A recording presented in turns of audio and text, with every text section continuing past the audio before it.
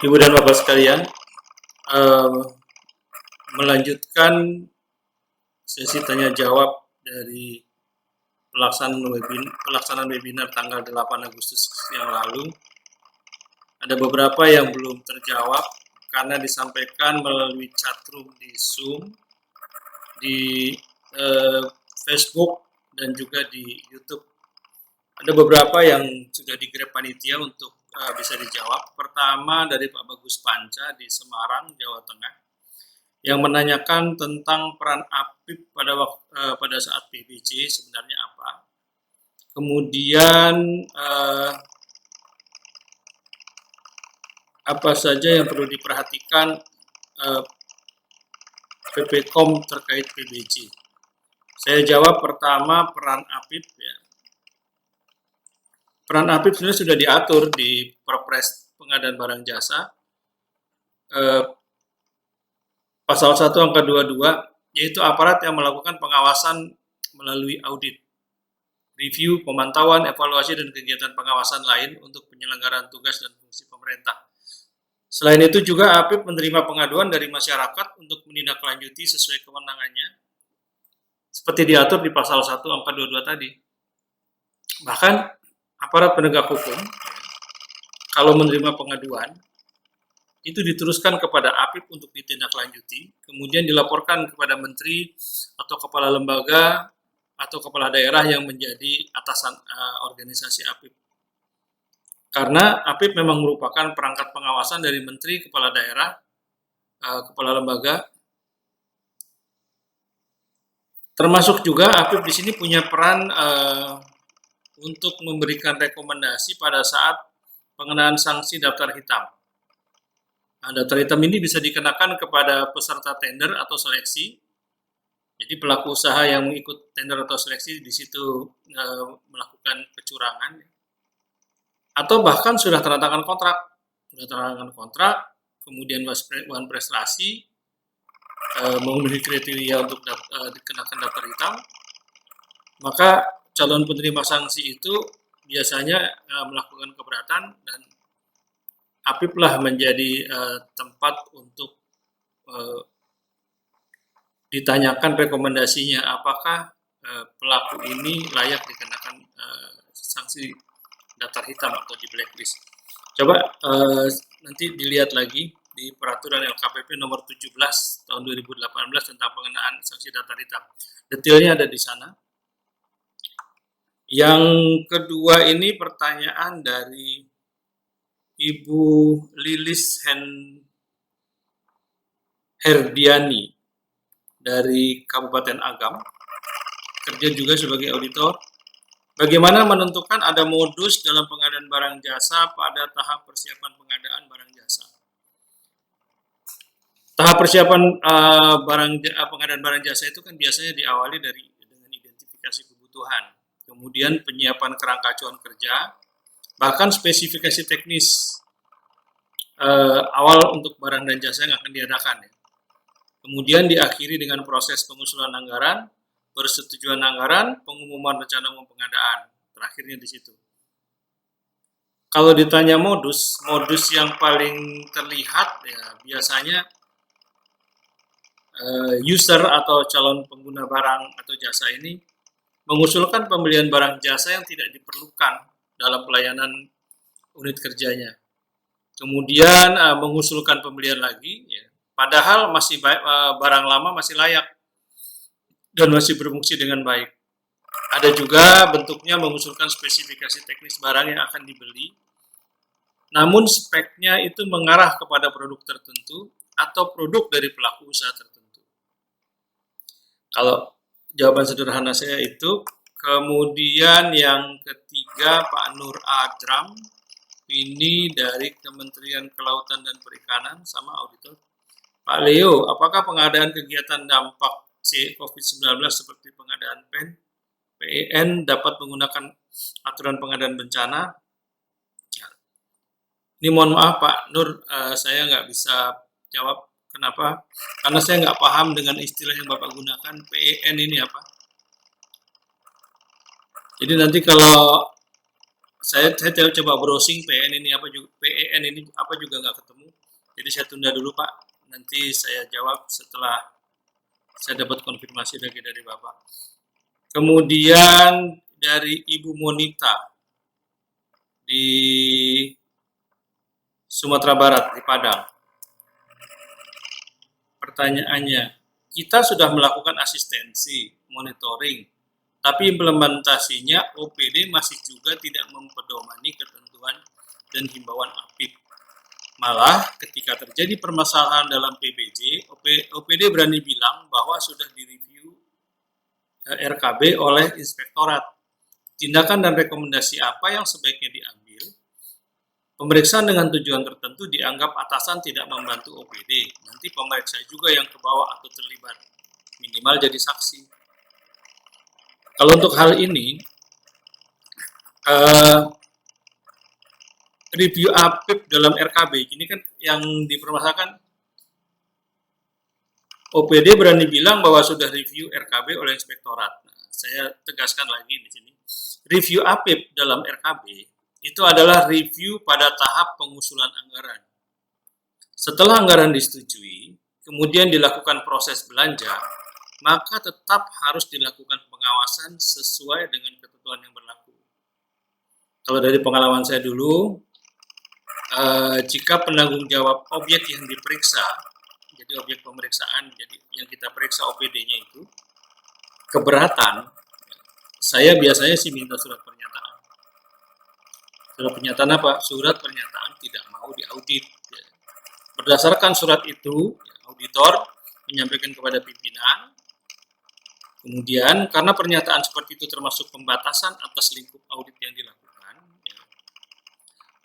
maka kita nggak bikin laporan. Laporannya adalah kita mau masuk dibatasin. Kemudian yang kedua ini, jika PDTT, jika pemeriksaan dengan tujuan tertentu dianggap atasan tidak membantu OPD, itu menurut saya juga pemahaman yang salah. Ya. Penanggung jawab pengawasan bukan APIP, ingat, tetapi kepala daerah. Ya. Jadi Ibu tidak perlu khawatir, ya. APIP itu berlapis, Bu. Mulai dari kabupaten, ada aparat pengawas internal di provinsi, di pusat juga ada kementerian, ada inspektorat kementerian, inspektorat lembaga, bahkan juga ada BPKP. Jadi kalau nggak berhasil Ibu memberikan penjelasan, tidak berhasil memberikan keyakinan pada pimpinannya, masih ada kok pemeriksa eksternal lagi. Eksternalnya kalau di eksternal dari provinsi ini tentunya ya pasti di pusat ada kementerian, kalau memang kaitannya dengan menteri teknis, uangnya uang dari APBN, ya, bukan uang di Pemda, juga bisa masuk nanti BPKP. Bahkan yang terakhir masih ada BPK. Jadi yang perlu dibangun oleh APIP di daerah, menurut saya ya, kalau ketemu permasalahan seperti ini, kembali lagi, ini masalah komunikasi. Ya. Perlu dibangun komunikasi yang baik ya, antara APIP di daerah dengan OPD-OPD yang menjadi objek auditnya. Terus bagaimana menerapkan komunikasi ini, Ibu silakan lihat lagi di standar pemeriksaan audit intern pemerintah. Jadi ada standar audit intern pemerintah Indonesia. Yang terakhir itu diatur mengenai standar komunikasi. Jika belum jelas nanti pengaplikasiannya, silakan japri ke saya, nggak apa-apa. Saya jelaskan lebih lanjut, tapi untuk standarnya ya. Berikutnya dari Pak Harsono Wijaya di Tarakan, Kalimantan Utara. Kalau pengadaannya mestinya normal, tapi barang yang diadakan juga kebetulan digunakan sebagai barang untuk penanganan COVID. Bagaimana? Menurut saya nggak masalah, Pak. Akan menjadi masalah kalau barang hasil dari kondisi normal, barang yang sudah tersedia, maksud saya gini. Kalau barang dari pengadaan dari kondisi normal sudah dibeli, kemudian dipakai untuk penanggulangan bencana, nggak masalah, kan barangnya sudah ada. Tapi kalau yang terbalik nih, barang untuk penanganan pandemi, ya, tata caranya menggunakan normal. Ini makan waktu. Justru diatur pengadaan khusus untuk keadaan darurat, tujuannya adalah supaya pengadaan ini lebih cepat dan proper, ya, supaya proper, makanya diatur menggunakan aturan sendiri di peraturan LKPP 13 itu. Kemudian jika sebaliknya yang terjadi, yaitu pengadaan barang jasa bukan untuk penanganan pandemi, jadi dia akan jadi masalah kalau pengadaannya pengadaan barang biasa, bukan dalam rangka penanggulangan pandemi, tapi pakai tata cara penanggulangan COVID, tata cara pengadaan khusus. Maka tentunya di situ ada potensi pelanggaran hukum. Kenapa pelanggaran hukum? Pengadaan barang normal menggunakan tata cara pengadaan darurat seperti COVID. Kenapa? Karena kalau pengadaan normal, pengadaan untuk barang normal, ya mestinya bukan PPK yang langsung belanja, tetapi harus ada proses pemilihan. Proses pemilihan apa? Proses pemilihan penyedia, ya, melalui pokja pemilihan atau pejabat pengadaan. Jadi kalau ditanya lagi, kalau kembali lagi intinya, kalau pengadaan mesin normal yang diadakan kebetulan digunakan barang untuk COVID, gimana? Nggak apa-apa. Yang jadi masalah kalau kebalik, barangnya barang normal diproses pakai tata cara COVID. Kemudian Ibu Yohana Rante Tasak dari Papua Barat. Dalam menentukan harga satuan pada saat pembuatan HPS, berapa persen batas toleransi kenaikan dari ketentuan harga barang yang ditetapkan oleh kepala daerah atau pimpinan lembaga? Terima kasih. Menurut saya gini, kalau untuk harga satuan yang ditetapkan oleh kepala daerah tidak menerbitkan ketentuan untuk menyusun HPS. Yang diterbitkan oleh kepala daerah adalah harga satuan dalam rangka menyusun anggaran. Ya, setelah anggaran disetujui, kemudian akan dibelanjakan, maka HPS disusun menjelang pengadaan dengan menggunakan harga pasar yang wajar sesuai dengan sifat dan cara pengadaannya. Jadi nyusun HPS itu dasarnya adalah harga pasar, bukan standar harga yang ditetapkan oleh pemerintah daerah. Karena kepala daerah itu menerbitkan, sekali lagi, standar yang diterbitkan oleh kepala daerah adalah standar untuk menyusun anggaran, ya, untuk persetujuan anggaran. Kemudian yang berikutnya Pak Heri Carvalho dari Manggarai.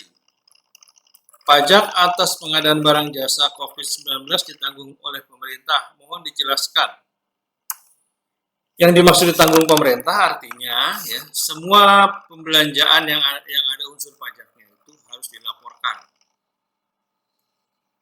Dilaporkan berapa harga barangnya, berapa angka pajak yang terutangnya. Namun penyedia hanya membayar harga di luar pajak. Kenapa? Karena porsi pajak terutang yang dilaporkan itu akan dibayarkan oleh pemerintah. Beda dengan pembebasan pajak. Kalau pembebasan pajak yang dilaporkan semuanya net, tidak ada pajak. Kalau yang pajak ditanggung pemerintah, besar angka pajak terutang tetap harus dilaporkan. Kemudian setelah nanti dilaporkan, porsi pajak yang terutang itu akan dibayar oleh pemerintah, ya, untuk diserahkan ke kantor pajak sebagai penerimaan pajak. Jadi sifatnya itu dari kantong kiri pemerintah masuk lagi ke kantong kanan pemerintah. Sebesar apa? Sebesar pajak terutang atas transaksi yang dilaporkan. Dari mana? Dari semua penyedia. Dari semua penyedia yang menyediakan barang jasa dalam rangka penanggulangan COVID ini, maka akan direkap di total, ya, pembayarannya ditanggung oleh pemerintah dengan memindahkan dari kantong kiri di Dirjen Anggaran, pindah ke kantong kanan ke Dirjen Pajak kalau di Kementerian Keuangan. Kemudian ini dari Belitung Timur. Ini Bapak atau Rio, Ibu ini, Rio Hadista. Mohon maaf kalau salahnya apa. Bagaimana terkait pengadaan yang bukan untuk penanganan darurat, tapi waktu dan situasinya ada dalam keadaan darurat? apakah tetap dilaksanakan secara normal, mengingat prinsip kompetisi atau bersaing yang tidak bisa dijalankan secara maksimal pada saat lockdown keadaan darurat. Terima kasih. Kalau bisa ini jawaban saya sebenarnya dalam pertanyaan ini ada dua kondisi. Yang pertama, apakah paketnya sudah ditenderkan dan proses tender atau pemilihan sudah berjalan? Kondisi pertama. Kondisi kedua, apakah belum ditender sama sekali? Jika sudah ditender, maka dilanjutkan tahapannya dengan tata cara normal, namun menggunakan protokol COVID. Maksudnya gimana? Maksudnya gini, proses pemilihan ya tidak dilakukan dengan tatap muka misalnya. Ada beberapa tahapan biasanya pembuktian dilakukan dengan tatap muka atau kunjungan. Pembuktian dilakukan secara online dengan prosedur yang dapat diyakini. Misalnya melalui Vicon. Nah, Vicon di ruangan nggak cukup, bawa ke gudang. Gudang nggak cukup, kasih lihat ini barangnya. Kemudian di Zoom sampaikan ke kita. Atau cara lain yang bisa, yang masih dimungkinkan. Kemudian jika yang kondisi kedua, jika belum ditender atau dilakukan proses pemilihan, kita harus pastikan ini, apakah anggaran untuk paket pekerjaan itu termasuk yang direfocusing kegiatannya dan anggarannya direalokasi sesuai dengan Impres.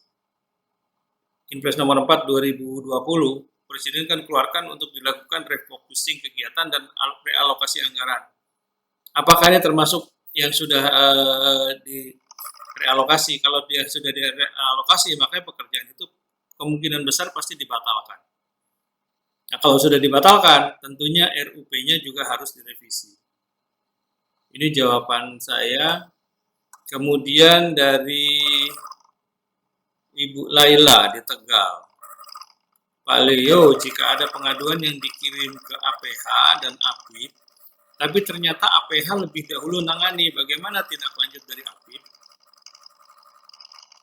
Kalau pengaduan terkait proses pengadaan, mekanismenya ya pakai yang digunakan adalah penanganan pengaduan yang diatur di Perpres 16, yaitu APH akan minta APIP untuk melaksanakan review. Setelah direview, APIP-nya lapor ke kepala daerah. Kalau di situ diyakini ada pelanggaran, maka kepala daerah wajib meneruskan kepada APH, aparat penegak hukum.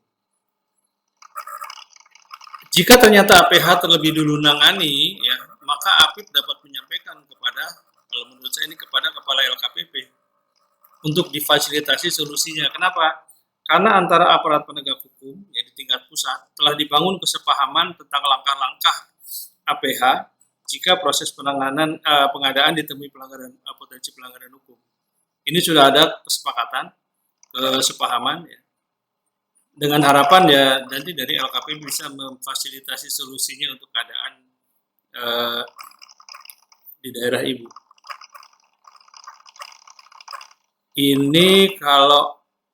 Ini kan pertanyaannya terbuka ya. Jika ada pengaduan dikirim APH. Nah, tadi saya berasumsi pengaduan yang berkait dengan pengadaan.